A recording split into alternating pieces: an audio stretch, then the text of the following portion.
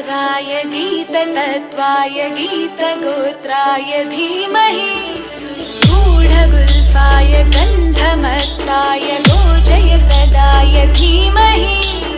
गुणातीताय गुणाधीशाय गुणप्रविष्टाय धीमहि एकदन्ताय वक्रतुण्डाय गौरीतनयाय धीमहि गजेशानाय भालचन्द्राय श्रीगणेशाय धीमहि एकदन्ताय वक्रतुण्डाय